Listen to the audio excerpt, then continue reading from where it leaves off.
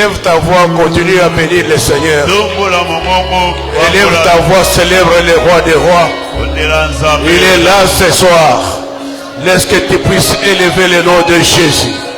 Laisse que tu puisses glorifier le roi des rois. Laisse que tu puisses le bénir parce qu'il est Dieu véritable. Continue à élever le roi des rois. L'agneau immolé. Le prince de paix. Il est le Seigneur des seigneurs. Il est la gloire de Shekinah. Que son nom soit éternellement béni dans le cœur de tous et de chacun ce soir.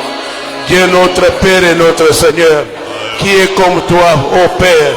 Tu es le seul Dieu qui mérite la gloire. Tu es le seul Dieu qui mérite la louange. La Bible dit, sans l'Éternel qui nous protégea. C'est toi qui as protégé chacun de nous. C'est toi qui nous as fait grâce d'être debout ce soir. Laisse que ton nom soit béni. Laisse que ton nom soit glorifié d'éternité en éternité. Parce que tu es le Saint des saints. Tu es le roi des rois. Tu es le Seigneur des seigneurs. Au nom de Jésus.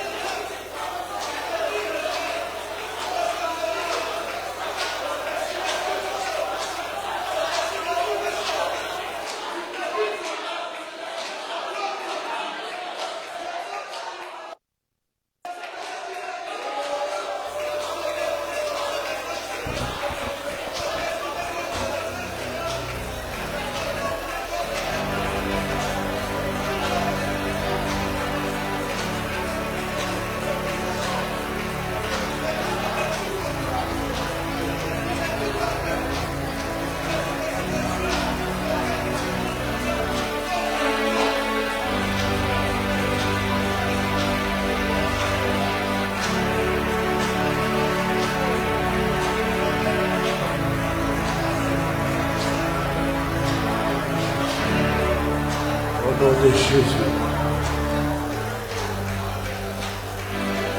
Amen. Amen. Acclamons le roi des rois.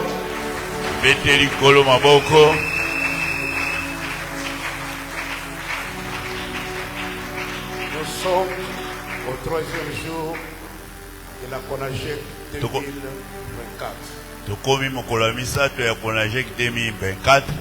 La mort de la croix. Kufa Nekulus. Jésus est le seul nom qui nous a été donné.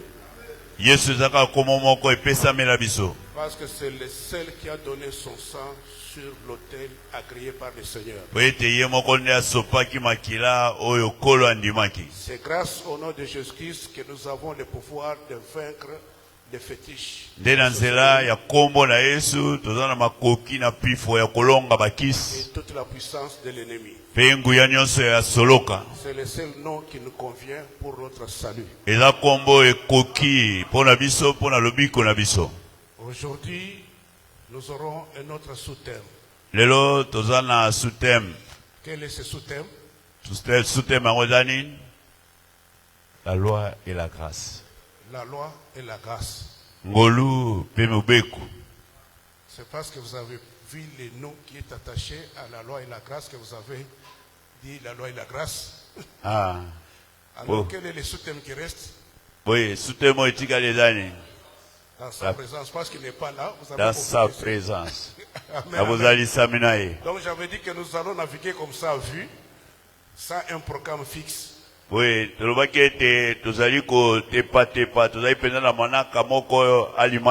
nous avons les orateurs et le sous-thème. Aujourd'hui, Dieu veut que ce soit un homme bien. Je vous ai dit quand je présente quelqu'un comme un pasteur bien, Oui, tant on a eu bino été nazana pasteur moko ya malam. c'est qu'il est bien. Dolo ba été za malam. Surtout que celui qui dit qu'il est bien est Oh. un homme sérieux. Oui, été tant on a le bien été za malam, aza pena moto ya kimia. Je suis sérieux, je suis sérieux. Ngai mpe naza moto ya Alors kimia. quand je vous présente quelqu'un d'un pasteur sérieux et bien, c'est qu'il est bien. Ceux qui n'attendent bino pasteur na bi za malam, Alors, c'est vous que allez za malam. m'aider à introduire le pasteur Arthur Kalala pendant qu'il Na s'avance. telemisi pasteur ati kalala tango pusana. Betela kolo maboko tango pasteur Acclamons le azomata. roi des rois. Il était en voyage. Il était en voyage quelque part. Alaki na mobembo esika moko. Il a tout fait pour revenir pour la Konajek. Oui, azim zela kozonga ka pona konajek. C'est que Dieu va nous impacter de la grâce. Eni koloba nzambe akobamba biso Êtes-vous na prêts à bolu. le recevoir? Yoko yamba e. Ok. Merci. Que Dieu nous bénisse.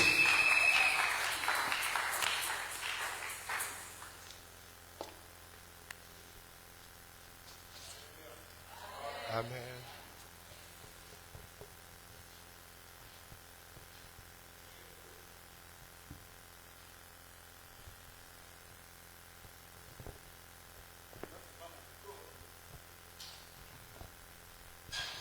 Ça, c'est le micro de l'homme sérieux.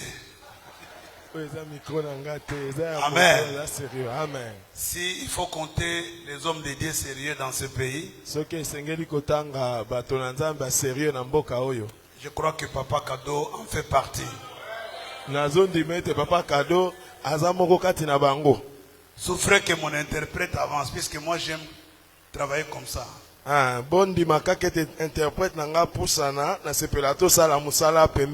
Papa Joachim, lui, il est habitué à rester là derrière. Amen. Amen. Que Dieu vous bénisse. Veuillez reprendre vos places. Je suis vraiment dans l'admiration. Parce que je vois mes enfants qui ont fait très longtemps avec papa. Ils sont en train de persévérer. Je ne sais pas les anneaux qui sont sur les doigts. C'est déjà où c'est la fantaisie.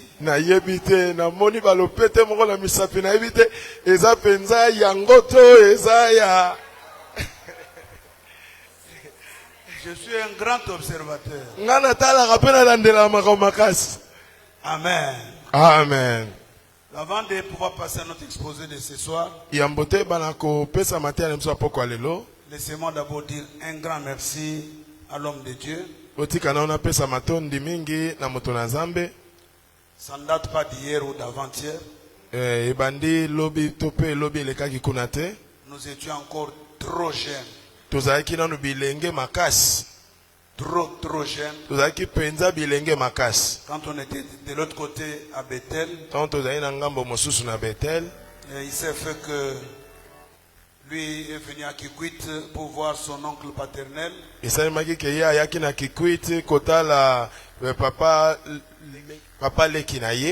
Et moi, ma famille était à Kikwit. Et tout est parti de là. Je crois que c'était en 83.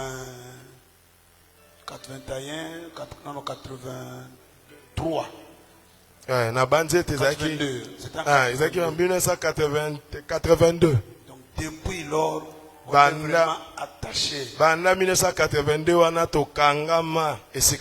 Je suis reconnaissant envers cet homme. Puisque mes voyages à l'étranger, c'était par son insistance et par son encouragement.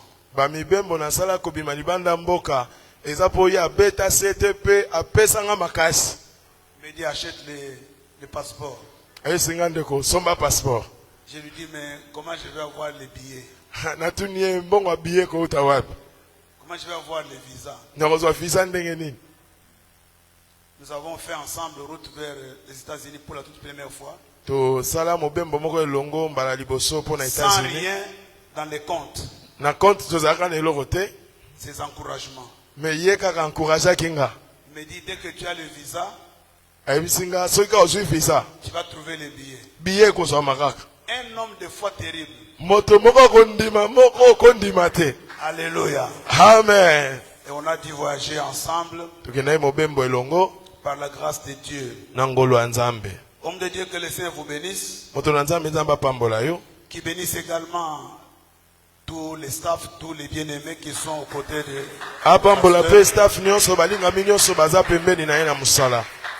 qui bénisse également l'assemblée. Puisque si vous n'êtes pas là, on ne saura pas prêcher. Si nous avons la force, le courage de prêcher, c'est puisque vous êtes là. Amen. Amen. Alléluia. Amen. C'est l'amour de la croix ou c'est la mort de la croix? La mort de la croix. Liwa na ekoloso. Amen. Alléluia. Amen. Parce qu'il y a les gens qui ont suivi, mais qui ont confondu. C'est comme ça, l'amour de la croix. Donc je parle souvent de la loi et de la grâce. Je crois que les choses que nous allons partager, par la grâce de Dieu, ça ne sera qu'une simple révision.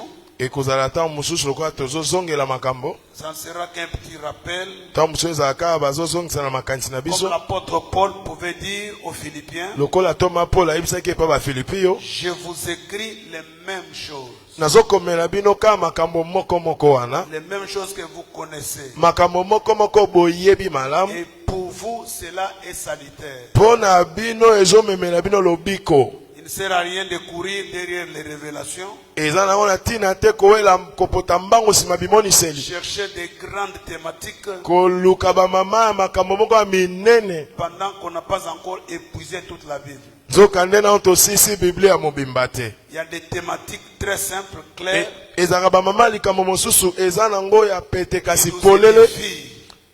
qui nous édifient et qui peuvent nous faire demeurer le plus longtemps dans le Seigneur. Lorsque vous lisez dans l'évangile selon Jean au chapitre 1er, commençons par le verset 15e, donc au chapitre 1er, Jean lui a rendu témoignage. Et cet écrié, c'est celui dont je dis, celui qui vient après moi m'a précédé car il était avant moi.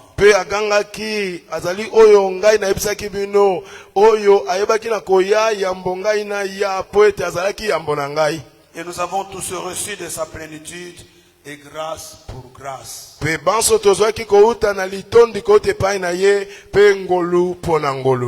Car la loi a été donnée par Moïse.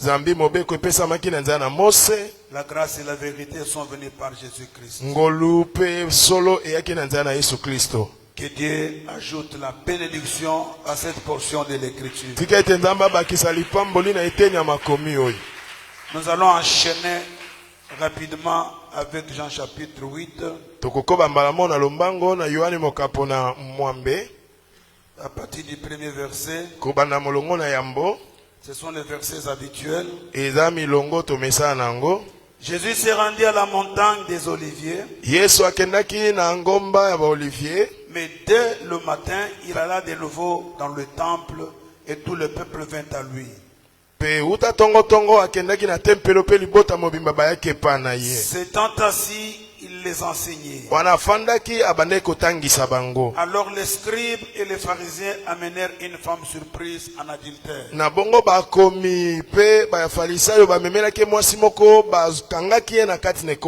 Et la plaçant au milieu du peuple, ils dirent à Jésus, Maître, cette femme a été surprise en flagrant délit d'adultère. Moïse dans la loi nous a ordonné de lapider de telles femmes.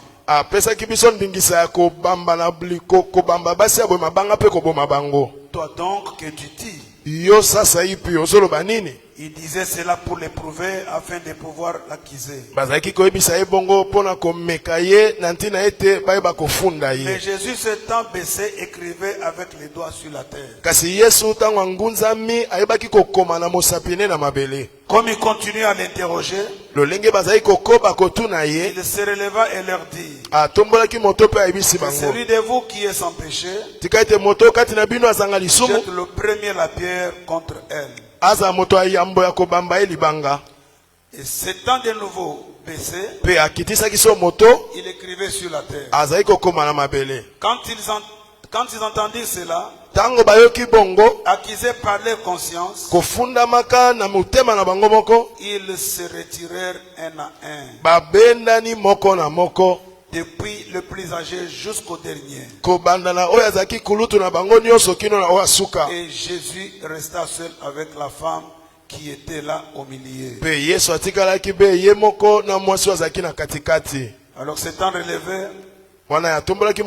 et ne voyant plus que la femme, Jésus lui dit, femme, où sont ceux qui t'accusaient? Personne ne t'a-t-il condamné? Elle répondit non, Seigneur. Et Jésus lui dit, je ne te condamne pas non plus. Va et ne pêche plus. Parole du Seigneur. Amen. Alléluia. Amen. Dans notre premier texte, au chapitre 1er, tout comme ici au chapitre 8, il se dégage des types de dispensations.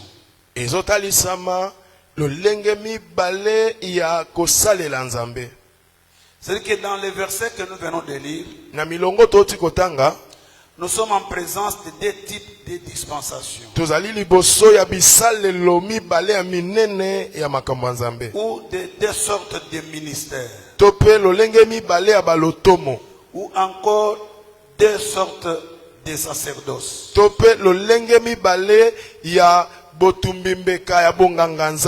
Amen. Amen. Alors, ce sont les deux manières dont Dieu s'est servi pour régler la situation de l'homme. C'est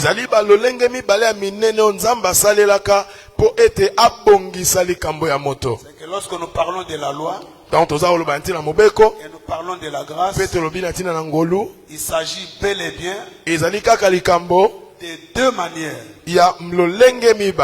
dont Dieu a réglé la situation de l'homme.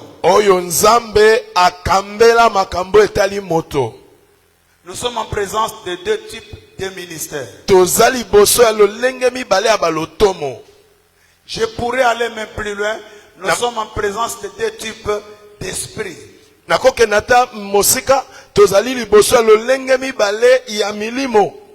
Alors j'aime souvent parler de dispensation.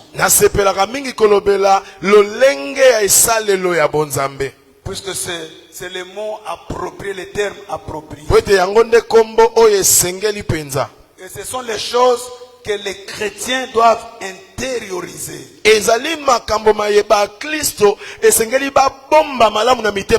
Pour ne pas se laisser emporter loin de l'essentiel. Pour ne pas se voir un jour déraciné du fondement. Ce sont deux dispensations qui se sont succédées. Vous avez la loi d'un côté, vous avez la grâce de l'autre. Et comme je venais de le dire, il y a ici deux types de ministères en présence.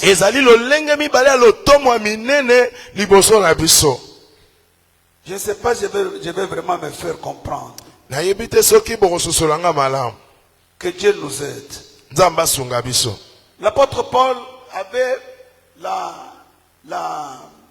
il avait l'économie, il avait reçu la maîtrise, la compréhension de ces choses. Thomas Paulo ayambaka penza makoki ko te pa na nzambe pona ko sosola makambo malamu. C'est ainsi qu'il écrit aux chrétiens qui étaient à Corinthe. Yangwana za koloba epa ba Kristo bazaki na Korinti lokola epa na biso na pokwa lelo. 2 Corinthiens au chapitre 3. Mokanami bala ba Korinti mokapwa misato. Nous lisons le 7e, donc 17e au 9e verset. Tozako tanga ko bana molonga sambo kino molongo ya mwambe ya libwa. Vous allez voir qu'on nous parle de deux types de ministères. Okokuta baza kolobela lolenge mi bale ya ba ministère. L'apôtre dit ceci. Thomas za koloba boye. Or, Zokande, si le ministère de la mort gravé avec des lettres ici de pierre, soki lotomo ya liwa oye komamaki nanzela makomi likolo ya mabanga a été glorieux ezalaki na nkembo au point que les fils d'Israël ne pouvaient fixer les regards sur le visage de Moïse. Kino bana Israël bazala makoki te ya kotala na misu boye na elongi na Mose à cause de la gloire de son visage, tina na nkongenga pe nkembo elongi na ye, bien que cette gloire fût passagère. Atako nkembo ango ezalaki nango koleka. On nous parle du ministère de la mort. Baza kolobela biso tina lotomo ya liwa. Il consistait en quoi? Tina nango ezalaki nini? Ici la Bible dit les lettres étaient gravées sur les pierres. Balobi ete bankoma ekomamaki likolo ya mabanga. Et lorsqu'on parle de lettres ici, nous voyons la loi. Puisque la loi a été transcrite, a été écrite sur les tables de pierre.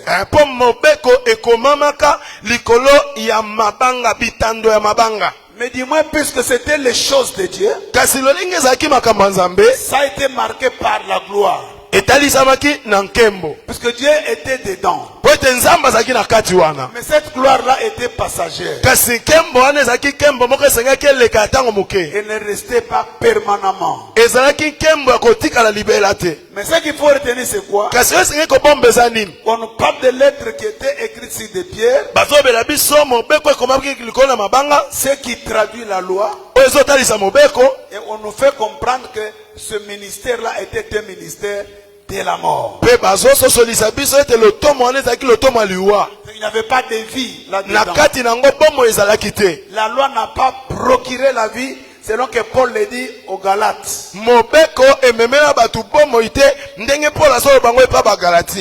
Est-ce que c'est clair?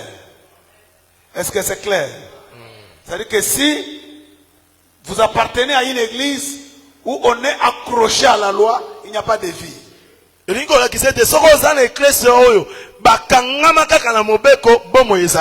ne prêche que la loi. Les gens vivent par la loi. Ou ils marchent selon la loi. Il n'y a pas de vie. Au verset 8, on nous dit, c'est une comparaison, c'est un rapport qu'on établit. Combien le ministère de l'esprit ne sera-t-il pas plus glorieux? On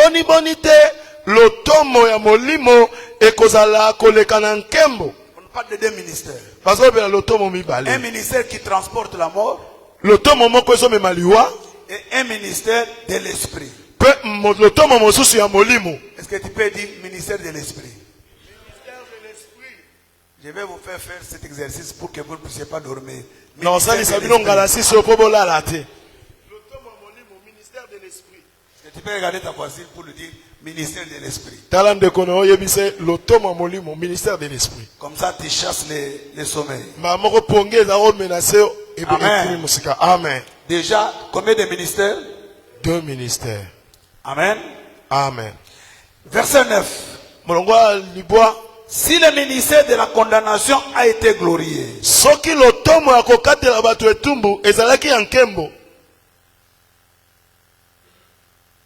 le ministère de la justice est de beaucoup supérieur en gloire. Alléluia. Amen. Vous aurez peut-être l'impression qu'il s'agit de 4 ministères. Non, non. Il s'agit ici de 2 ministères. Le ministère de la mort, c'est le même ministère de la condamnation. yango kaka nde lotomo ya bokateli etumbu. Le ministère de l'esprit, Lotomo ya molimo c'est le ministère de la justice. yango nde lotomo ya bosembo ya boyengebene. Est-ce que vous comprenez? Amen. Alléluia. Amen. C'est ce qui est contenu dans les textes que nous avons lus au départ. yango nde kutami na litangi oyo totangaki liboso. Et c'est ce qui s'est passé lorsqu'on a amené la femme adultère devant le Seigneur. Pe yango nde esalemaki ntango bamemaki mwasi oyo bakangi na ekobo liboso na Yesu. Il y avait deux ministères en présence. ezalaki na balotomo mibale liboso. Il y avait deux manières de traiter la situation de l'homme en présence. ezalaki na lolenge mibale ya kokatela makambo ya mutu liboso na bango. Les accusateurs viennent déposer contre la femme qu'elle a été surprise en flagrant délit d'adultère. Bafundi baye kofunda mwasi oyo ete bakangi ye azosala ekobo. Et ils disent ceci. Pe balobi boye Moïse dans la loi Mose na kati ya mobeko avait dit que de telles femmes, aloba ete basi ya boye de pareilles femmes, basi ya lolenge boye sont déjà passibles de mort. Il faut les lapider. etumbu aliwa esengeli koboma bango na mabanga. Il faut les condamner et il faut les lapider, il faut les tuer. esengeli kokatela bango etumbu pe koboma bango mbala moko na mabanga. C'est ça, c'est ce que ça veut dire la loi. C'est ce que ça veut dire. yango nde mobeko olingi kolakisa. Amen, amen. Amen. Alléluia. Amen. Alléluia. Amen. Mais comme les accusateurs prônaient, ils brandissaient la loi, kasi lolenge bafundi bazali kotombola mobeko c'était les défenseurs du ministère de la condamnation. bango bazalaki babundeli lotomo ya bokatela etumbu. Les gens qui étaient préoccupés à voir d'autres personnes mourir. bato oyo posa na bango ezalaki kokanga bato na masumu mpona koboma bango.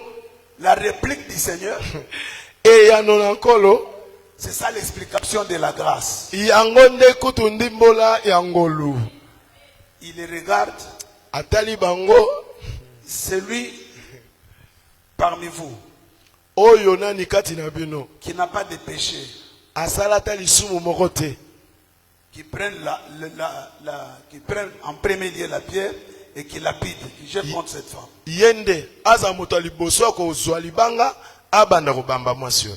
La Bible dit qu'ils étaient tous accusés par leur conscience. Biblia Dans lobi leur conscience. bango moko na kati ya motema na bango, conscience na bango ezofunda moko moko. C'était un test terrible.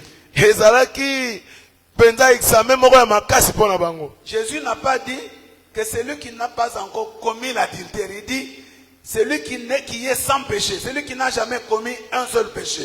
Yesu alobaki te o kati na bino nana sa ekobo te alobi moto oyo atika kosala ata lisumu lioko te, En dehors de ce péché pour lequel elle est accusée. libanda kutu ya masumu ya lisumu bino bofundela ye Un autre péché.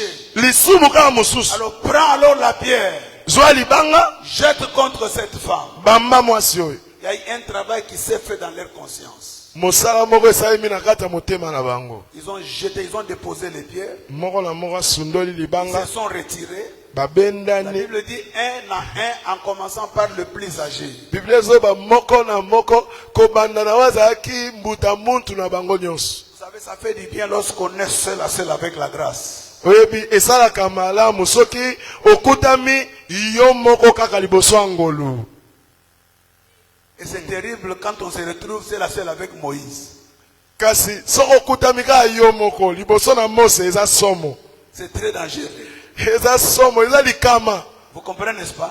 Mais Amen. quand on est seul à seul avec cet homme, par qui sont venus la grâce et la vérité, kasi soko okutami yo moko kaka liboso ya mobali oyo na nzela na nani ngolu pe solo eya, il y a une autre atmosphère. ezalaka na lolenge mosusu esaleli ya makambo. C'était notre climat. ezalaka penza ndenge mosusu. Même si tu étais englouti par le péché, atako osi omelamaki na masumu, mais lorsque tu es devant la grâce, kasi soki okutami liboso ya ngolu c'était notre climat. ekomaka makambo mosusu. Il lui a posé la question de savoir atuni ye motuna ya koyeba où sont ceux qui t'accusaient. bato bazali kofunda yo baza wapi? Tous sont partis. O bango banso bakei. Personne n'était-il condamné? Moto moko te akatelu Il dit etu. non Seigneur. Abikolo moto asalinga eloko te. Et à Jésus de dire, Pe Yesu ayekoloba moi non plus, je ngai te pe ndenge condamne. moko nakatelu etumbu te. Moi non plus, je ne te condamne. Ngai pe lolenge moko nakatelu etumbu te. Seulement va, Kasi kenda mais ne recommence plus. kobandela lisusu makambo oyo te. Ne pêche plus. Kosumuka susu te. Il y a la grâce Ngolu ezalaka et il y a la vérité. pe elongo nango solo. Vous voyez, n'est-ce pas? Amen. Il y a la grâce Ngolu na ngambo moko et il y a la vérité. pe atambolaka elongo na solo. Alors nous devons retenir que ces deux dispensations Esenge tobomba ete esalelo mibale oyo ya Nzambe ne se valent pas. ezo kotambola nzela moko te. Ne se valent pas, Ezo tambola nzela moko te. car l'une et l'autre sont différentes. Po ete moko pe mosusu ekeseni. Du point de vue d'abord de leur but, Liboso kolanzama oyo bango bazolandela de leur rôle ya musala basalaka et de leur opération. pe ya makambo oyo ezali singa na esalelo na bango. Si nous voulons bien comprendre Soki tolingi tososola malamu l'enseignement sur la loi et sur la grâce, malakisi ko na mobeko pe liko na ngolu je crois qu'il y a beaucoup à boire et à manger là-dedans, na kati wana makambo eza ebele penza mais nous allons donner seulement l'essentiel. kasi tokopesaka oyo eza motuya. Parce qu'il faut établir la démarcation, il faut établir la différence. Soki esengeli kotalisa bokeseni nango Les deux dispensations ne se valent pas. esalelo mibale oyo ezali kokende nzela moko te. Elles sont tellement différentes. Eza penda ya kokesana.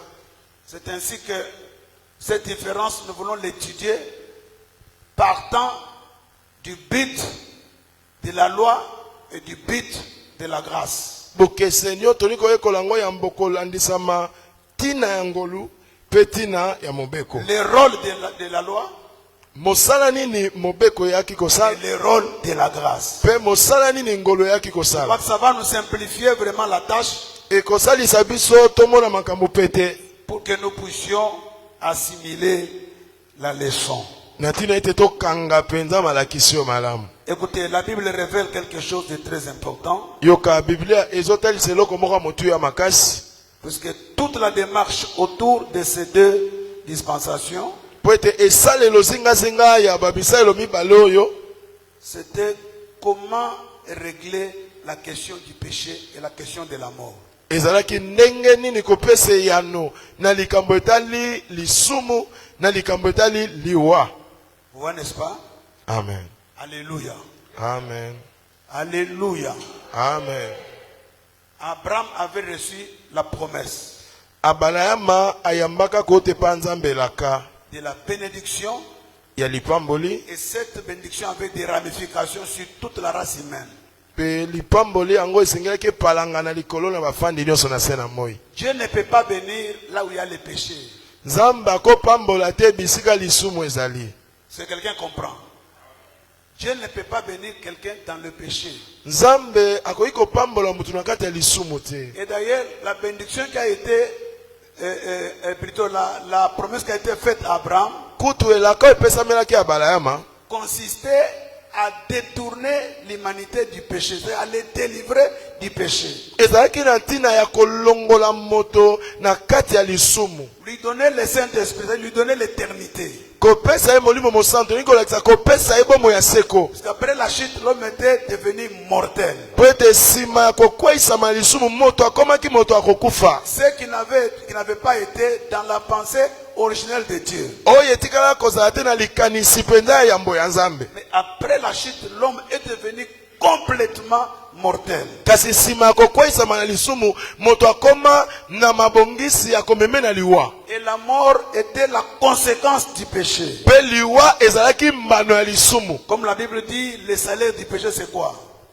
ndenge Bible lobi lifuta ya lisumu ezali kufa. C'est pour dire que Dieu tenait à sauver l'humanité, à sauver l'homme. Pona kolekisa ete nzamba zali na posa kobikisa moto kobikisa bato na se na mo. Alors pour en arriver là, Pona kokoma kino esika wana, il y a ces deux dispensations ezali na ba esalelo mibale oyo dont Dieu s'est servi. oyo nzamba asalelaki. Lorsque nous lisons dans Romains au chapitre 5, Soki totangi na mokanda baloma mokapo ya mitano, il faut avoir l'habitude de lire beaucoup la Bible. zala na momesano akotanga ka Biblia Nous sommes en train mingi. de sélectionner des versets ça et là. Nazali kozwa ba milongo awa pe kuna. Si vous lisez les chapitres entiers Soko tangi chapitre ngo mobimba avec l'aide de Dieu, na lisungi ya Nzambe, on peut comprendre encore beaucoup de choses. tokoki kososola lisusu makambo ebele. Nous lisons à partir du verset 12e. Tobandi kotanga molongo ya zomi na C'est mibale. pourquoi comme par un seul homme le péché est entré dans le monde. Yango wana lokola na nzela moto moko lisumu ekota na mokili. Et par le péché, la mort. Pe na nzela lisumu liwa, Donc le péché vient dans le monde par un seul homme. lisumu ya na mokili na nzela moto be moko. Vous connaissez son nom? Ebi kombo na ye, C'est qui? C'est Adam, n'est-ce pas? Alors, ce péché-là lisumu wana a ouvert la porte à la mort. efongola ekuke na liwa. Et lorsqu'on parle de la mort ici, Petan bazo be liwa il wa, faut voir la mort dans son ensemble, mais surtout la séparation éternelle avec Dieu. ezengeli komona liwa na mobimba nango. Kasi mingi mingi kokabwana Nzambe pona libela. La déchéance, Kokende libanda pe musika ya Nzambe. c'est la privation de la gloire. Koyeba na kopekisa makobika nkembo. Donc être très éloigné de Dieu. Kozala moto oyo atangwe musika na Nzambe. Amen. Amen. Et qu'ainsi la mort s'est étendue sur tous les hommes. Pe na lolenge wana liwa epalanganaki likolo na bato nyonso. Parce que tous ont péché. Po ete bato banso basumukaki. Vous voyez, n'est-ce pas? Amen. Le verset 13 dit ceci. Molongo azomi na misato elobi boye. Car jusqu'à la loi, Po ete kino na mobeko, le péché était dans le monde. lisumu ezalaki nango na kati ya mokili. Jusqu'à la loi. Kino na boye ya mobeko. C'est qu'avant que la loi ne soit donnée, Yamba mobeko epesame pa bato. le péché était dans le monde.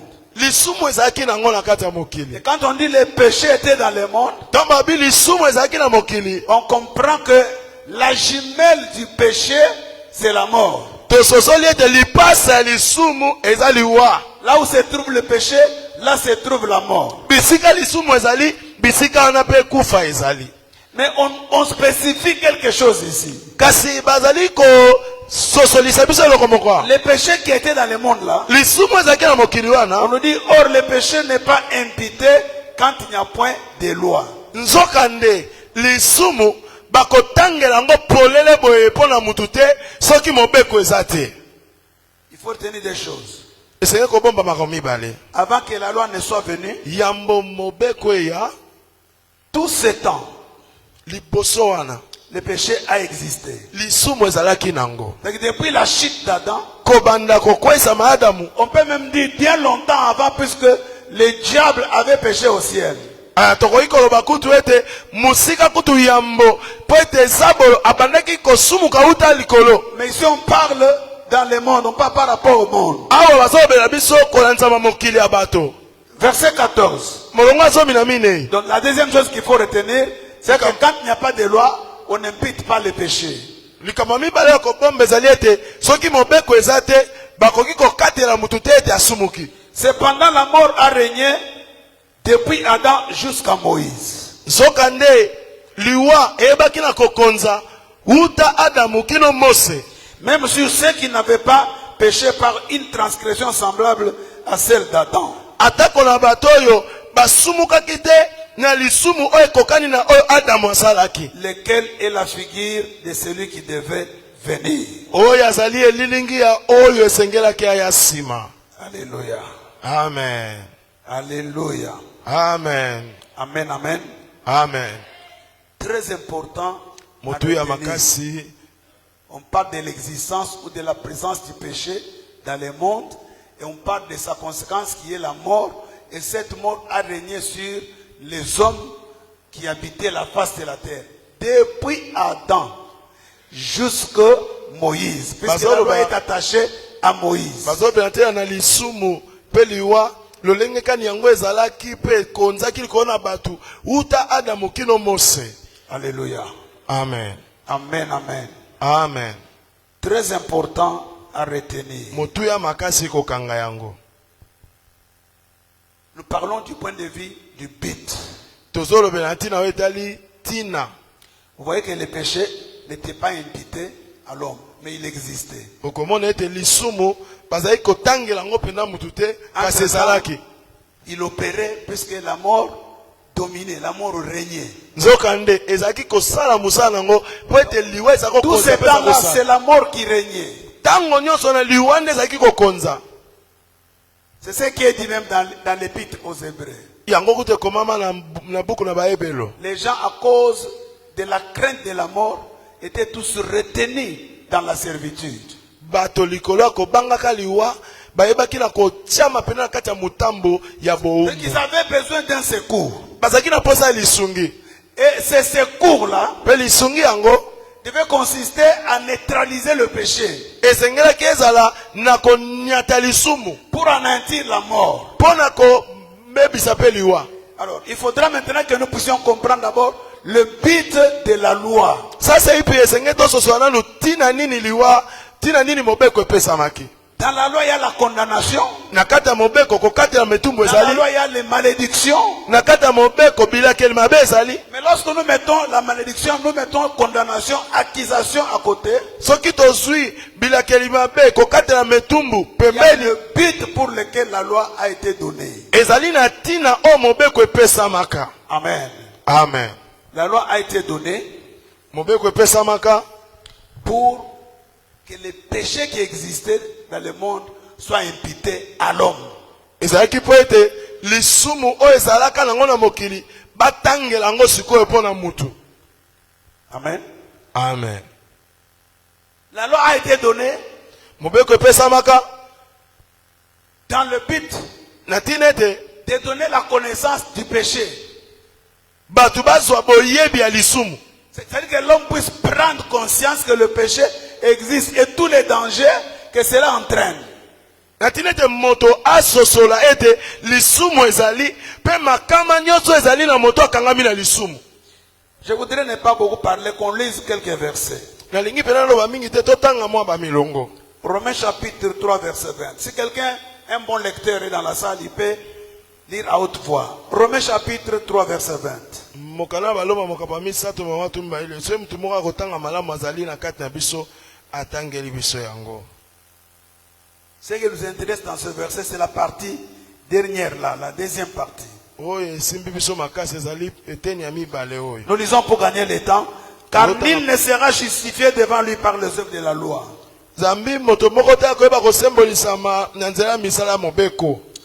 Puisque c'est par la loi que vient la connaissance du péché.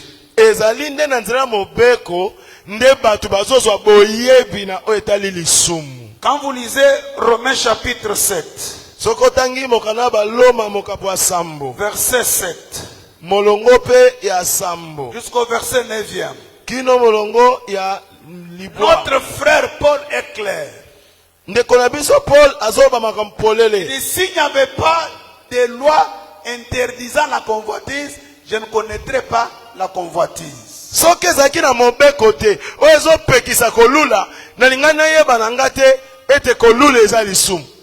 Et pourtant, kolula est dalak. N'est-ce pas? Amen. Mais s'il n'y a pas de loi qui interdit kolula, tu ne connaîtras pas. Tu peux kolula na yo. Mais tu ne sais pas que tu es en train de faire le mal. Mais le mal reste mal devant Dieu. Même si tu n'en as pas la connaissance, mais ça reste mal. Ça va t'entraîner à la mort. Alors ça devait être un grand danger que le péché existe et que l'homme soit dans l'ignorance de ces faits, de ces fléaux, de ces phénomènes. engai ezaki likama monene ete lisumu ezala mokili kasi moto azoyeba te ete lisumu ezali pe ezosala makambo nango ya somo. Que dirons-nous donc? Tokoloba nini na bongo? La loi est-elle péché? Mobeko ezali lisumu. Chapitre 7 verset 7. Loin de là. Mosika na biso maloba Mais wana. je n'ai connu le péché que par la loi. Kasi natikala koyeba lisumu kana nzaya mobeko. Car je n'aurais pas connu la convoitise si la loi ni dit tu ne convoiteras point. Zambi nalingaki na yeba te makambo etali kolula soki mobeko ebisaki elobaki te ete okolula te. Paul dit au verset 9, pour moi, étant autrefois sans loi, je vivais. Mais Mais quand le commandement vint, le péché reprit vie, et moi je mouris. Alléluia. Amen. La loi a été établie, a été donnée pour procurer la connaissance de l'existence de ces fléaux. Mobeko e yaki pona tina ya kopesa batu boyebi ya bozalia eloko ya mabe oyo babengi lisumu. Chapitre 4 verset 25. Avait tellement explicité ces choses aux Romains. Paul penza fongola ki makambo makase pa baloma. Parce que c'était un peuple religieux. Mais qui n'avait pas la révélation de la grâce de Dieu. Romains chapitre 4 verset 25. Qu'est-ce que je disais?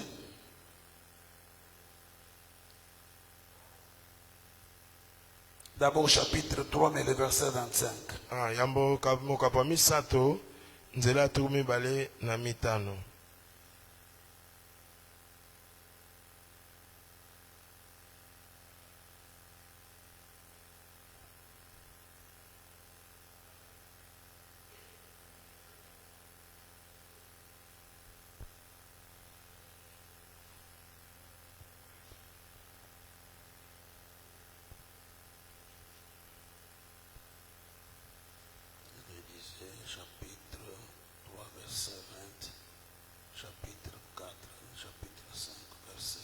Chapitre 5, verset 13.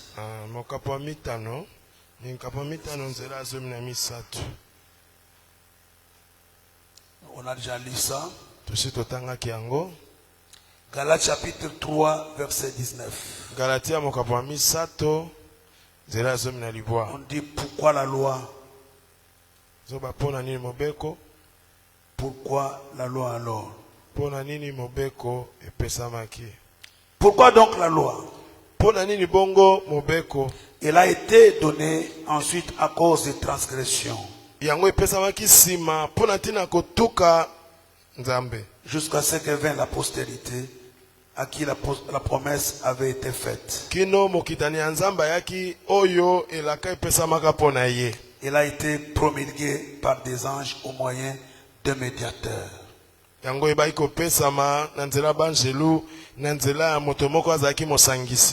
Bref, le but pour lequel la loi a été donnée, c'était pour que les péchés soient manifestés. La nature pécheresse qui était dans l'homme puisse se réveiller, puisse éclater au grand jour. Vous voyez, n'est-ce pas? Amen. Alléluia. Amen. Alors du point de vue de rôle, juste là où nous venions de lire au chapitre 3 verset 19.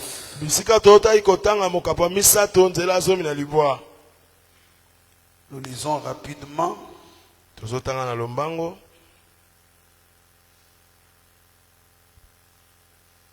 Galates chapitre 3 verset 19. Et puis nous lirons le verset 23 Vous allez remarquer ensemble avec moi que la loi a été donnée en attendant. En attendant qui? En attendant la postérité à qui la promesse avait été faite.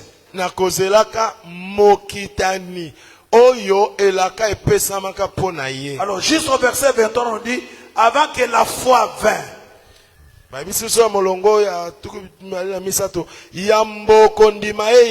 Nous étions enfermés sous la garde de la loi.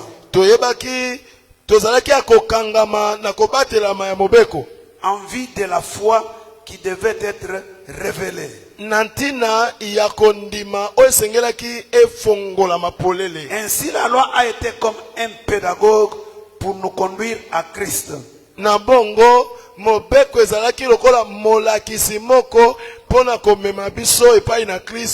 Afin que nous fussions justifiés par la foi.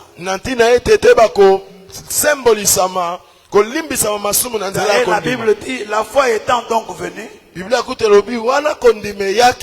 ne sommes plus sous ces pédagogues.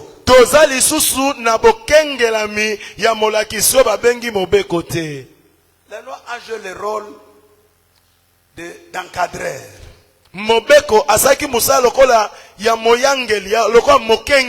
De précepteur, de répétiteur. Vous voyez, n'est-ce pas? Amen. Celui qui était là pour rappeler l'homme à l'ordre. La loi était donnée pour établir des limites. C'est comme sur un boulevard. Ou surtout sur un pont. On met des garde-fous. Pour qu'on puisse pas se renverser dans l'eau. Il y a un peuple que Dieu s'était choisi. C'est à travers ce peuple-là que la postérité d'Abraham devait être manifestée parmi les hommes. Alors il fallait que ce peuple soit mis à part. Voilà la raison d'être de la loi. Vous n'est-ce pas? Amen. Israël, c'est à lui qu'appartient la loi. Puisque il devait arriver que dans la suite des temps, que ce que Dieu avait déclaré d'abord à Adam, que la femme donnera naissance à un enfant, à un fils. Il va écraser la tête du serpent. Tandis qu'à Abraham, Dieu avait dit que toutes les familles de la terre seront bénies en toi et en ta postérité.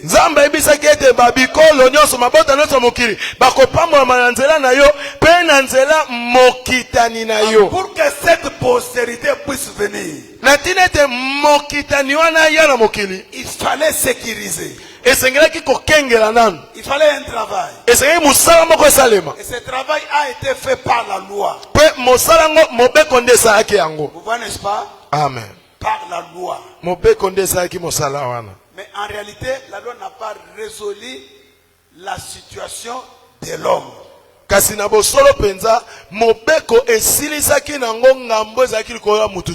Puisque ce que Dieu voulait, c'était comment ôter le péché et comment mettre fin à la mort.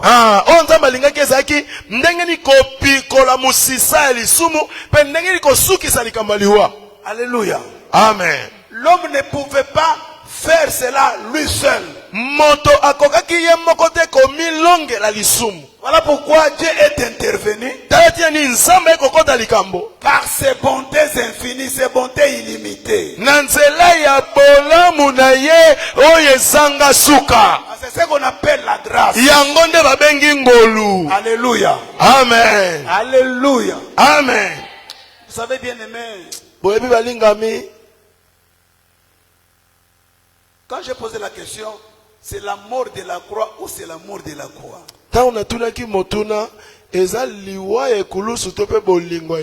Dans ma tête, ce qui remontait, c'était l'amour de la croix. Na mutu nanga makambo ezali komata ezali bolingo ya ekulusu. Alors il faut que nous puissions aimer la croix. Esengeli tolinga ekulusu. Cet hôtel extraordinaire.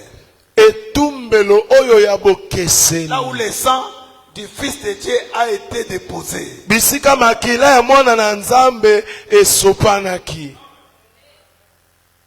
Le centre de l'histoire de notre salut.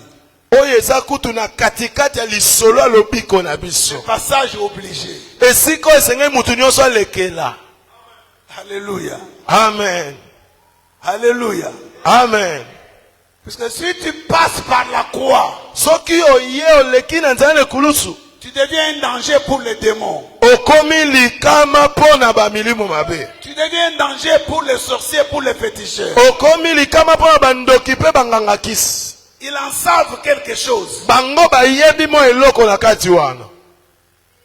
Puisque leur prince, pote mokonzi na bango, la prise de finition de Dieu, eloko esuki saki ko te pa na Nzambe, c'était la croix. Ezaki ekulusu. Prise de finition. Ezaki penza kati ya suka. C'était la croix. Ezaki ekulusu. Je disais que la loi n'a pas réglé cette situation de l'homme. J'étais en train de dire quand j'introduisais que nous sommes en face de deux sacerdoces. Les sacerdoces lévitiques a fonctionné sur base de la loi. Sacerdoce, mais dans ces sacerdoces, on n'a pas trouvé la perfection. On a trouvé des défauts. On dit que si ces sacerdoces étaient sans défaut, alors à quoi bon servirait-il qu'on puisse avoir un nouveau sacerdoce ou un autre sacerdoce? Alléluia. Amen. Amen, amen. Amen. Amen, amen. Amen. Des défauts, bambeba, l'incapacité de procurer la vie. On dit que cela n'a pas conduit l'homme à la perfection. Et l'apôtre Paul qui en avait la compréhension, qui en avait la révélation, il dit ceci: la loi, en dépit de toutes les multiples malédictions, en dépit de toutes les menaces que cela pouvait porter,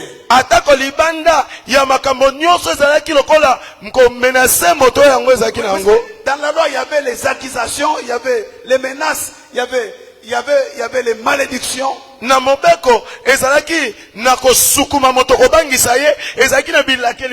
Quand vous lisez Deutéronome 28 à partir du verset 15e.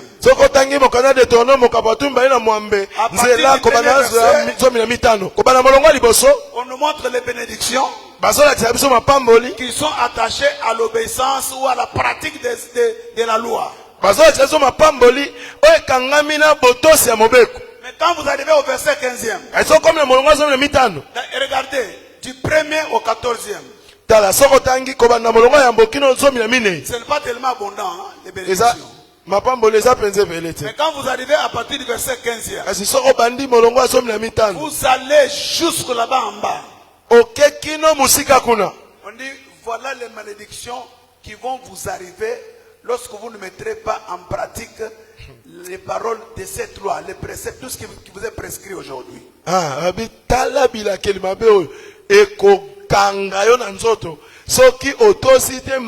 façon de présenter les choses, c'était une menace. C'était une intimidation. Mais dans la grâce, il n'y a pas d'intimidation. Il n'y a pas de menace, il n'y a pas d'accusation. Alléluia. Amen. Dans la grâce, Dieu agit selon le principe de la gratuité.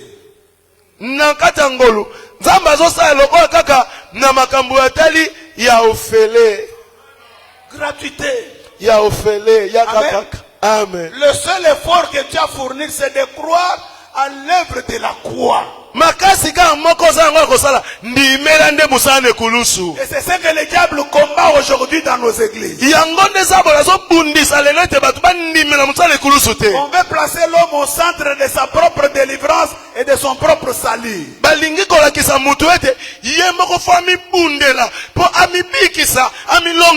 Non. Dans la grâce, on tourne le regard vers la croix. Et on croit à ce qui a été fait sur la croix. Le fait seulement d'obéir à la foi. C'est-à-dire que tu obéis à ce que tu crois. Tu obéis à ce qui a été fait à la croix. Tu obéis, tu dis que oui.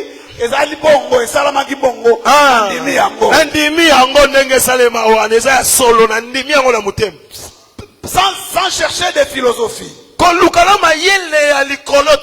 Vous voyez, n'est-ce pas? Amen. Le diable a été fort. Il avait des stratégies. Aujourd'hui nous parlons. Il a encore la force. Mais lorsque nous lui rappelons ce qui a été fait à la croix. Ah, mais c'est fini. C'est fini. Alléluia. Amen. Écoutez. Yoka. Je disais, malgré tous les multiples menaces, accusations de la loi, mais devant la chair,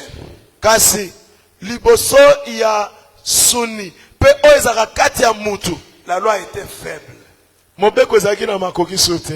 incapable, impuissante. Vous voyez, n'est-ce pas? Amen. Romains chapitre 8. J'aime l'apôtre Paul.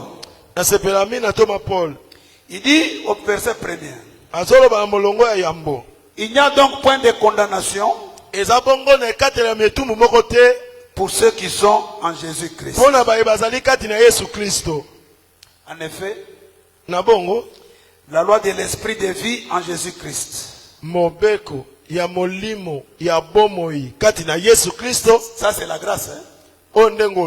Parce que dans la grâce, il y a la loi de vie, il y a la loi de l'esprit de vie en Jésus-Christ.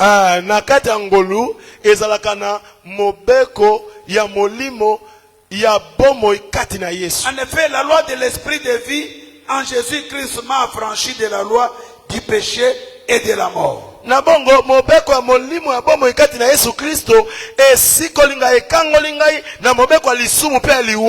Ça c'était un dispositif utilisé par le Seigneur lui-même.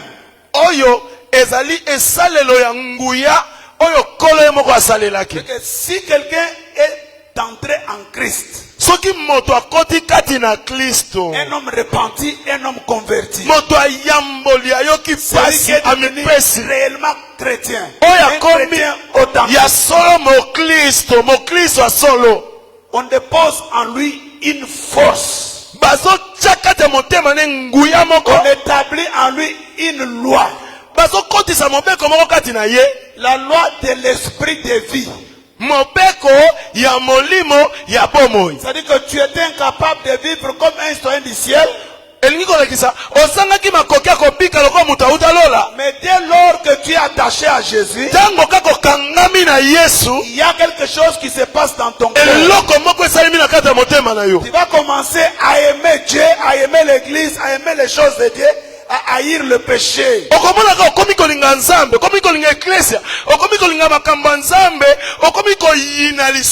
Et il y a l'immortalité qui va se créer en toi.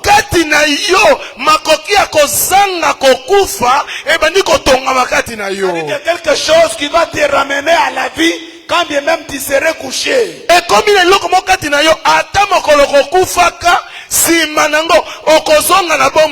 Mais tant que tu n'es pas encore mort, tu es affranchi. Et que tu es libéré de la loi du péché et de la mort. Alléluia. Amen. La sentence de la mort ne pèse plus sur toi. Kilo ya liwa ezali susu na mokumba likolo na yo te. Et tu n'auras plus la vie pratique du péché. Okokoma susu te mutoyo mutema nezaka dukuduku kosala lisumu. Si ça arrive que tu puisses commettre peut-être tu passes à côté. Soki ezali osali mwa lisumu moko boye. Il y a un regret au-dedans Kati no yoki pasi zongela nzambe.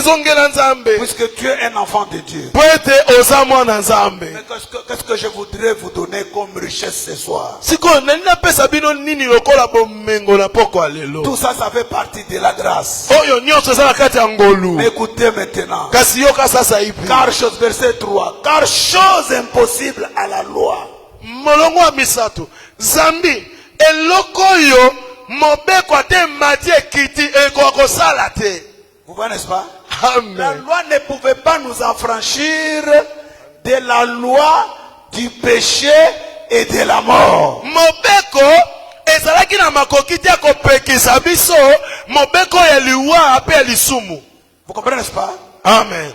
Ça ne peut pas détruire la nature du péché qui était en nous. Ekoki kobebisa te posa lisumu ezali kati na biso. Parce que la chair la rendait sans force. Po ete mosuni kati na biso suni na biso ezali kosilisa ngo nguya. La nature d'Adam, la nature du péché qui était en nous. Lolinga Adamu oikotaki kati na Adamu oya lisumu ekotaki kati na biso rendait la loi sans force. Ekomisaki mobeko ata mobeko ngo ezo baba okato mutu. Mais ozomona mutu azokende na lisumu. Quand on dit que quelqu'un est sans force, est-ce que vous comprenez ce que ça veut dire? La loi. Mobeko. La loi de Moïse là. Mobeko Amos. La chair. La rendait sans force. C'est incapable. Inefficace. Ne pouvait pas produire des effets. Ah, ça j'ai aimé. Oh, na sepeli yango mingi. Ça c'est une autre façon de comprendre la grâce. Écoutez, Yoka, Dieu Nzambe a condamné le péché dans la chair. Ayebaki kokatela lisumu etumbu na kati ya nzoto moko. En envoyant à cause du péché son propre fils dans une chair semblable à celle du péché. Nakotindaka pona ntina na lisumu mwana na ye moko na kati ya nzoto oyo ekokani na lisumu. Eza neti nzoto ya lisumu. Ekokani na nzoto ya lisumu. Ekokani na nzoto ya lisumu. Peke nzoto ya Yesu mwana na Nzambe tango alata nzoto wana Nzambe asalaki ke nzoto wana ekokana na nzoto ya lisumu. Donc alatika forme ezaka na bato ya lisumu wana. Forme kako ezaka na Adamu wana. Alatisi yango mwana na ye. Maintenant quand il est venu dans ce corps là, sikotango ina nzoto wana, c'était à cause du péché. Ezalaki ka poasi salikama lisumu. Et le but était quoi? Petit ezalaki ni. C'était de prendre le péché là. Ezalaki pona kozwa lisumu Et wana. le condamner dans la chair. Kokangisa ngo na nzoto wana pona kobaka yango. Ça l'homme ne pouvait pas le faire. Mutu moko ta ko sala musala wana. C'est ce qu'on appelle la grâce de Dieu. Alléluia. Amen. C'est qu'aucun ange, c'est qu'aucun homme, aucun autre homme. Oyo musalo mwanze lu mokote. Mutu mokote. Mutu mokote ko sala musala wana. C'est ce que Dieu a fait. Yango nzamba asalaki. Quand il a fait ça, peta nzamba asali yango. Nous avons acquis le salut. Voilà pourquoi il est dit, nous sommes sauvés ou vous êtes sauvés par la grâce. Au moyen de votre foi. Cela ne vient pas des œuvres pour que personne ne puisse se targuer la poitrine.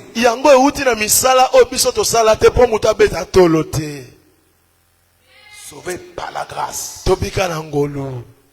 Il s'est passé des choses à la croix.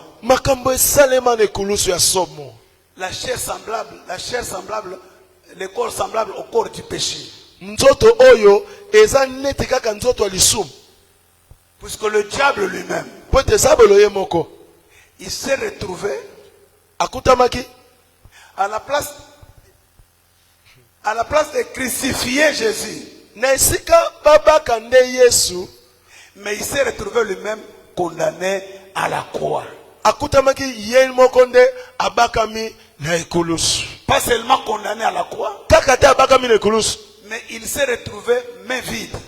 Akutami maboko polele. Puisque même la puissance pour tuer, Atako nguya pona koboma. les guillons de la mort, Nzube sende aliwa. a été absorbé par le corps que Christ avait porté. Eyebaki na komelama na nzoto oyo Kristo alataki. Eli, Eli, lama sabachthani. Tata nanga pona nini osundoli ngai. Et il y avait quelqu'un là avec une lance, il dit, il est mort. Pe moto moko na zana likonga alobi akufi atoboli likonga C'était na pansi. dans le naturel. Wade zaki na bo moto boye. Il voulait l'achever. Alingaki asilisa ye mbala moko. Alors quand il introduit, Na suki se mbala moko neloko asuka. Tango akotisi. c'était le pouvoir de tuer là qui entrait. Ayebaki te ete nguya koboma wana nde kotaki. Quand c'est entré, Tango ekoti. c'est entré dans quelqu'un qui est immortel. Ekoti epa moto ya kokufa te. Alors cette force-là est restée attachée à la croix. Siko nguya wana etikale kangami le kulusu. Et Jésus est descendu dans le séjour des morts où il est allé encore annoncer la bonne nouvelle. Pe Yesu akiti na sena bakufi kuna pona kosakola susu sango malamu. D'ailleurs, le combat s'est poursuivi d'après Apocalypse jusque là-bas. Kutu etumba elandama kinok na suka kuna na se kuna na nzana Apocalypse lobami bongo. Puisque quand Jésus est descendu là-bas, il lui a demandé où sont les clés du séjour des morts. Ah, pote Yesu tango akiti kuna na se asengie ba fongola ya ewelo. Et il a récupéré les clés du séjour des morts. Azui ba fongola nyonso ya esika na ewelo. Alléluia. Amen. Nous devons aimer la croix. Esenge tolinga ekulusu. La mort de la croix, Liwane ekulusu. c'est ce qui donne le sens même à notre vie. Yango kute pesi tina na bomoyo ya biso bana nzambe. Amen, amen. Amen. Amen, amen.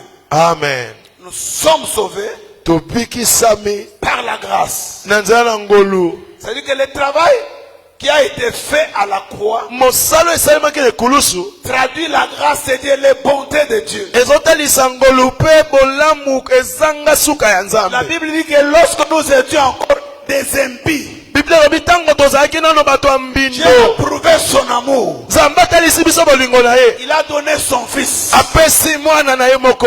Depuis l'Ancien Testament, les prophètes avaient annoncé Uta boyokani ya kala basakoli basakolaka. le châtiment qui donne la paix était tombé sur lui. Etumbu oyo ezopesa biso kimia ekweyaki likolo na ye. C'est-à-dire à cause des péchés, c'est Bon, nous qui Alisson. devrions subir le châtiment. Biso nde esengaki tozwa etumbu. Mais lui a accepté d'aller souffrir sur la croix. Kasi ye andimi kokende konyokola kuna na ekulusu. Alléluia. Amen. Amen, amen. Amen. Et le rôle de la grâce. Pe mosala ya ngolu. Vous voyez, l'homme est sans force. Oyebi moto azanga makasi. Mais quelque chose qui était en lui auparavant Kasi eloko moko ezalaki kati na ye uta kala. était plus fort que la loi. Ezalaki makasi koleka mobeko. Amen. Amen. Amen, amen. Amen. La Bible dit, Bible elobi la grâce source du salut de toute l'humanité, de tous les hommes. ngolu liziba to pe etima ya lobiko mpona bato nyonso. Nous lisons pour terminer. Tozotanga mpona osisa. Ce n'est pas en une séance qu'on va tout dire. Eza kaka Chapitre 2 des titres, nous commençons par le verset 11e. mokanda ya mibale ya titi tobandi mokapo ya mibale kobanda molongo ya zomi na moko. Car la grâce de Dieu, Zambi ngolu na nzambe source de salut pour tous les hommes, liziba ya lobiko mpona bato nyonso a été manifestée yango etakisamaki polele et nous enseigne à renoncer à l'impiété ezotangisa biso koyambola et makambo au ya mbindo convoitise mondaine, mpe kosundola bilulela ya mokili oyo à vivre dans les siècles présents selon la sagesse, mpe ya kobika na ekeke oyo kolandisa mabwania la justice bosembo et la piété. mpe kosala makambo ekokani na Tout cela nzambe en attendant nyonso wana le na retour du Seigneur. kozelaka bozongi na nkolo. Vous savez, quand je lisais, epi ntango nazotanga nous avons toujours l'habitude de dire que la grâce est un enseignant par excellence. tomesaka koloba ete ngolu aza motangisi moko ya somo. Les choses que nous lisons ici, que nous avons lu ici, c'est un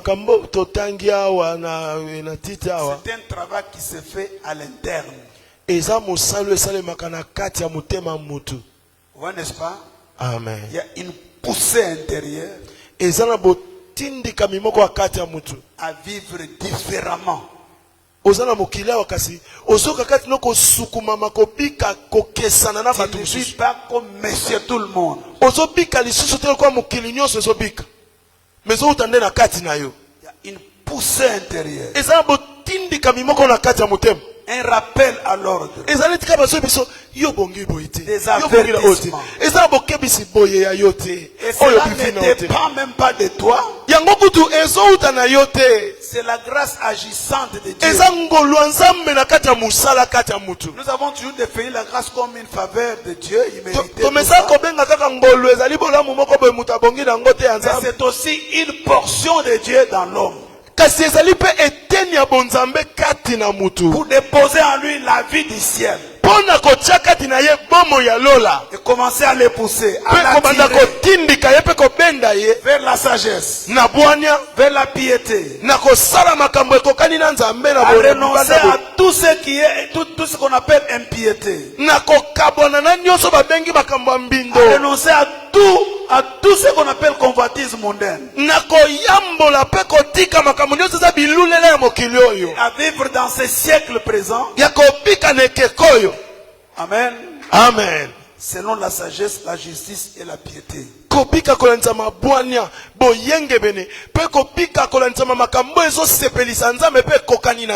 savez, si il s'agissait seulement de devenir riche, de compter beaucoup de véhicules, de construire beaucoup de maisons, Jésus ne serait pas venu sur la terre.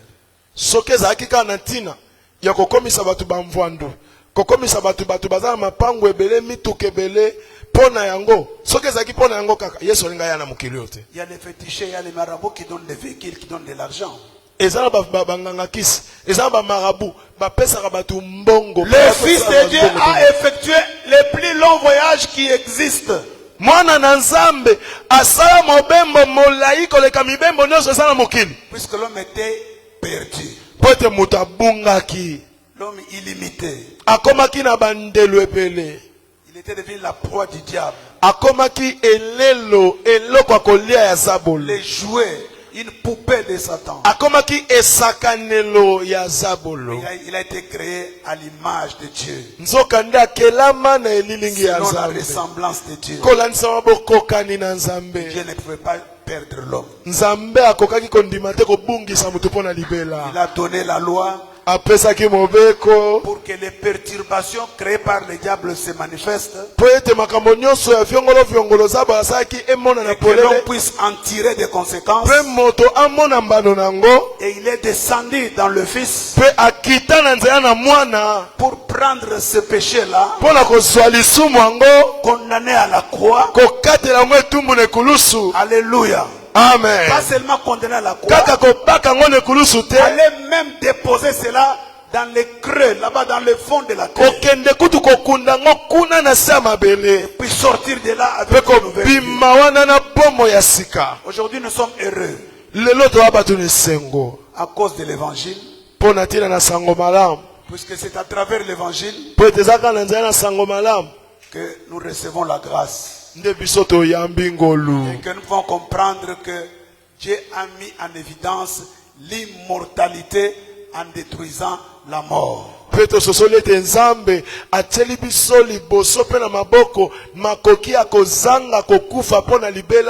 sommes justifiés gratuitement. On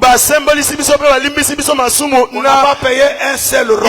Nous sommes sauvés gratuitement. On n'a fourni aucun effort. Et que nous sommes là, sortons des différentes familles. Nous avons pataugé dans la boue. Nous avons mené des vies qu'on ne peut pas décrire ici. Mais la grâce de Dieu kasi ngolu ensemble nous a ramassés. ebenda ekenda kolokota lokota biso ngolu ensemble Nous a réunis. esangisi biso C'est la grâce de Dieu ngolu ensemble wana qui nous prépare ndezolengela biso pour le retour du Seigneur. mpona bozongi ya nkolo. Voilà. Que le Seigneur soit loué. yango wana nde tika kolo akumisama. Église, j'ai fini par ici. Eklesia nasukiseli awa. J'aime votre pasteur. Nalingaka pasteur na bino mingi. Et je vous aime. Pe nalingaka bino mingi. Voilà pourquoi j'ai tout fait pour rentrer à Kinshasa. Tala tieni nasaki nyonso pona zonga na Kinshasa. Afin de participer à cette grande célébration. Natina ite nasa mpe nakata célébration munene. Zika ite nzambe apambola bino mingi. Acclamons encore le Seigneur. Tobetela nzambe maboko makasi.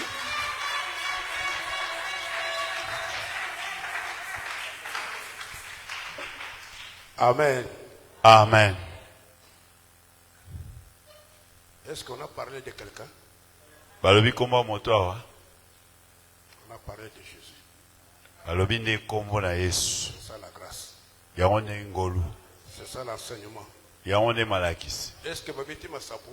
Hein? Est-ce que Babiti Kamba moi si au Mubali au politique? C'est ça la bonne nouvelle. Yango nde sango malamu. Ce qui nga naza kayombe na beti maboko makasi. Oh. Bakisata milolo, obeti ata milolo.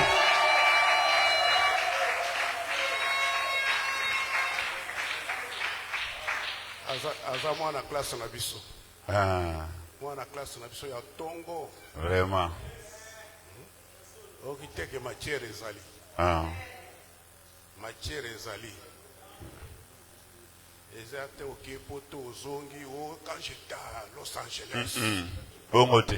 Los Angeles c'est Zamboka. Hein? Attends la keka be kama Zamboka te. Ah. Bongo différence c'est ça. Ouais. Teyande. Aha. Alléluia. Amen. Ce qui j'ai na boyi ko sala musala. Ezali kambo ya côté biso. Biso nous sommes ba jeune. Te biso des bonnes nouvelles. Amen. La loi et la grâce. Nous allons nous tenir debout. Totemi baso likolo. Après cet enseignement sur la loi et la grâce, Nasima ya malakisi ya mobeko pe ngolu. ce que nous allons faire, Otokosala. c'est louer le Seigneur Ela pona nkolo. à cause de l'œuvre de la croix, Bona tina na mosala na à ekulusu. cause de la grâce qui nous a fait Bona tina na ngolo asaleli de biso. connaître ces choses. Esenye toli ba makambo Nous oyo. nous tenons nous tous debout. Totelemi baso Nous likolo. voulons adorer le Seigneur.